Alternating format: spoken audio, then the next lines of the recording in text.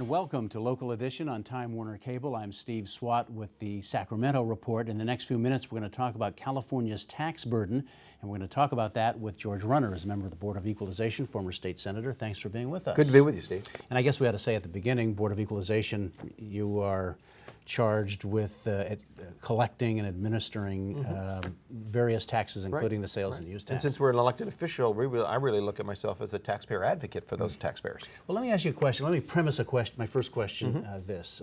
Thanks to an improving economy and Proposition 30 temporary tax increases, the California's fiscal outlook is much better. Much more money is pouring into schools, higher education, a rainy day fund. We're paying down debt.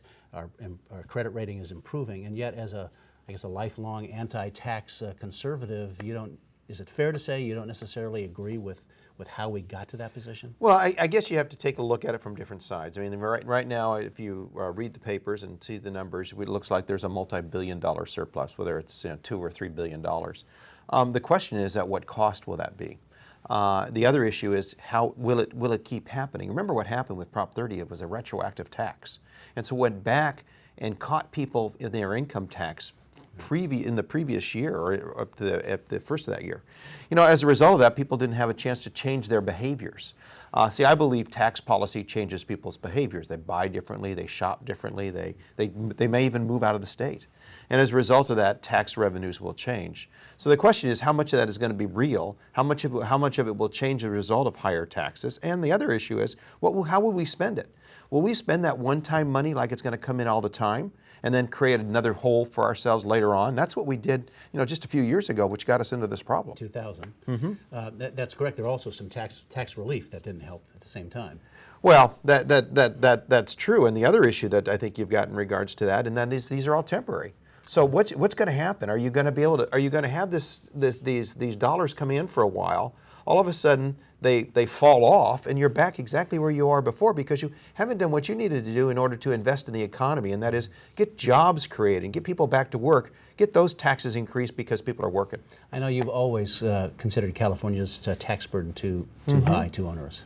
Well, and again, what happened as a result of this tax increase that we had last year is California added 4 more days to the calendar that you have to work before you start earning money for yourself. There's a day called Tax Freedom Day. That's when it is that you kind of stop paying taxes and you start earning money for yourself. This year, California's had to wait till April 24th. That's 4 days longer that they had to work in order for that reserve to take place, 8 days longer than 2 years ago. So, I mean, I think the Californians are paying the price for those reserves, and now the question is how are we going to use those, how are we going to invest them? But most of the price is being paid by millionaires and billionaires, and I mean the real wealthy, because those are the ones who were affected by Proposition 30, and then we have some sales tax increases, but that's part of it. Pretty minuscule. But again, what you have there, when you say millionaires and billionaires, you're really not talking about. You're talking about people who earn not just a few $100,000 a year, not people who earn $1 million a year. And as a result of that, I always see the people who have that kind of income have the most flexibility as to where they're going to reside. And so what you'll see studies saying that people who are those higher income earners end up moving out of state. We read stories about it. Sports people, multi-million-dollar a year sports figures who then decide that they're going to locate to Florida or Texas. And this is a result of high taxes. And again, we're not going to see those dollars come into California. And if we continue to go to those folks, we're going to see fewer and fewer of them. All right. Well, we're out of time. But George Runner, member of the Board of Equalization, former state senator, thanks for coming by and giving us your view on California's tax burden. We appreciate it. Thank you. And thanks to our viewers also for watching a Local Edition on Time Warner Cable. A reminder, you can see this and other interviews on YouTube, also on My Government on Demand. I'm Steve Swatt. Have a great day.